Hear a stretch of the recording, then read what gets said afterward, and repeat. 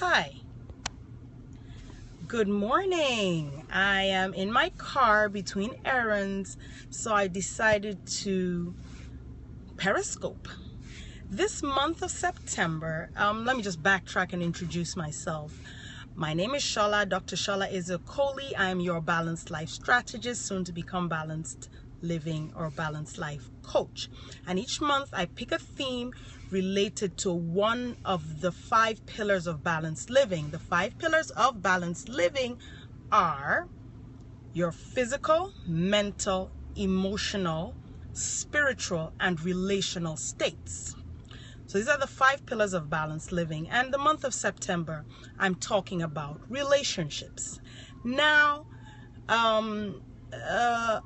we have problems in relationships simply because a lot of times we don't know what category to put relationships in. Today, I'm going to be talking about 5 key relationships that you need in your life.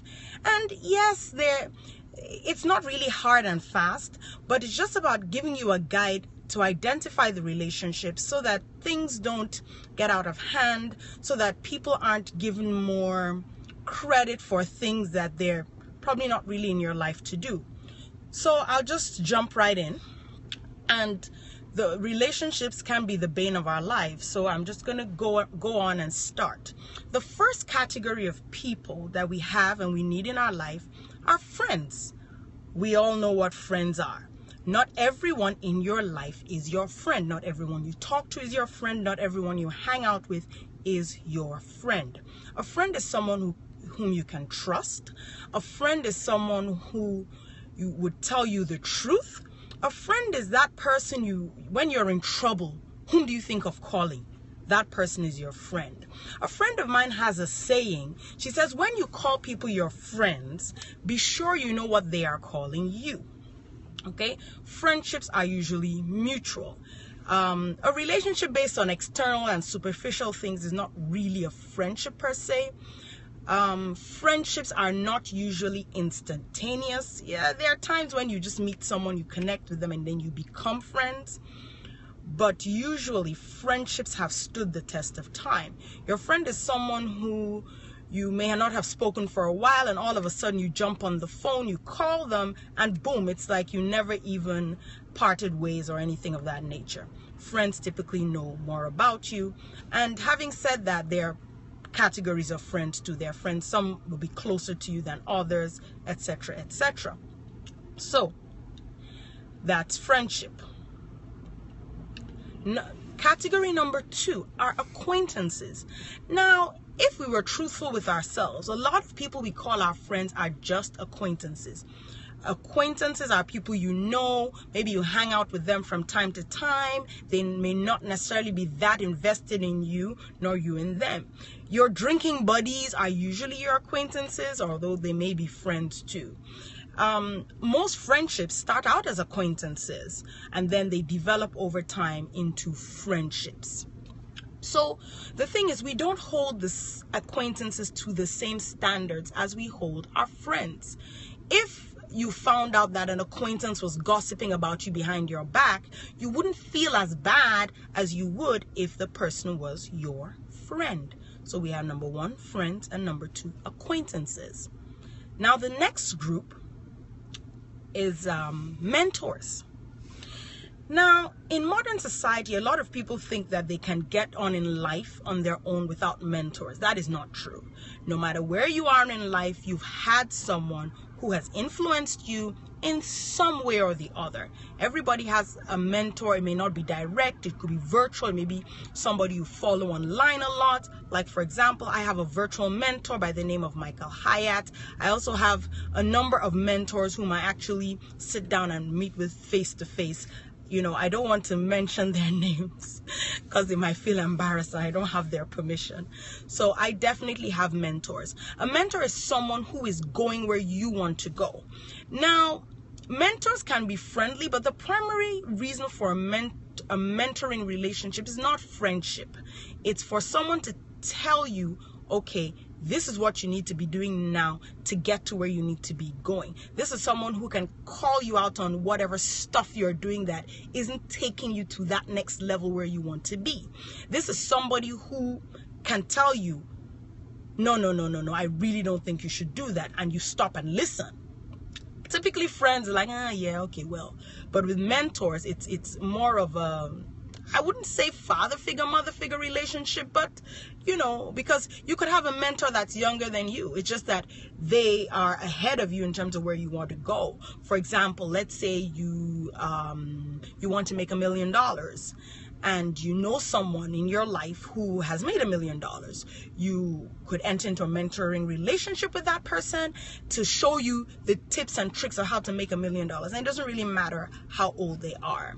There are some people who, by virtue of their position in life, they are mentors, like pastors, teachers.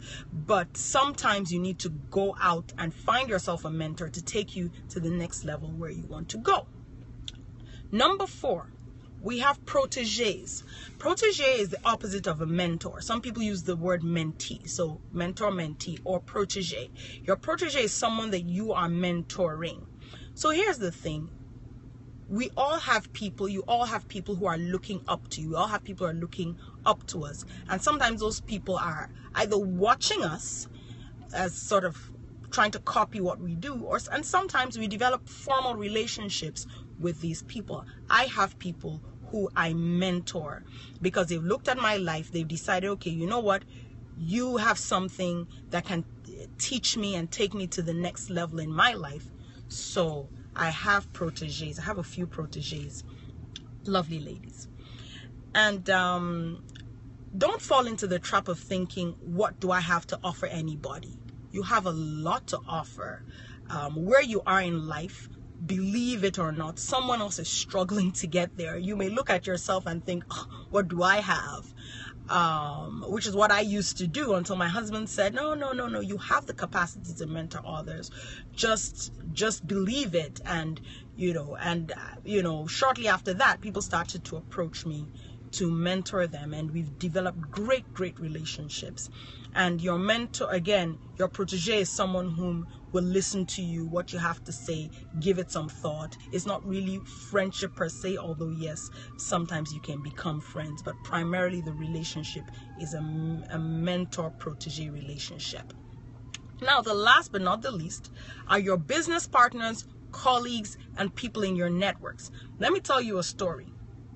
I knew of somebody who happened to tell a work colleague of her struggles. So the person, gave her some advice, and oh my goodness, after that, she became a pest. The person who was giving the advice used to call this lady up at all times of the day, wanting her to come over. Essentially, she was starting to treat a colleague like a friend just because the colleague had given her some really helpful advice. Good.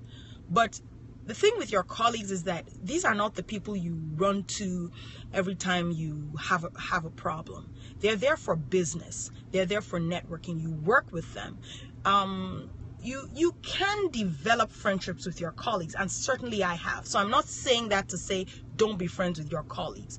But you still have to remember that instead of running around telling your whole life story to your colleagues, maybe if you just met them, but because you're in the same vicinity, you start to see them as friends, you probably become the water cooler gossip, or people see you come in like, oh, the pest is here again, coming to tell us all our troubles. Even if you want your colleague to be your friend, make sure that you study the person, if the person even wants you to be their friend at all. Colleagues are not necessarily friends just because you're near them. Not everyone you know is your friend. And the fact that you're cordial, the fact that you're cordial does not make you a friend. It just makes you someone in a cordial relationship with someone. To make someone your friend, of course, you have to be a friend, take it to the next level, get involved in their lives. Anyway, in conclusion, I'm going to say this: choose your relationships wisely, because it is better to be alone than to be in bad company.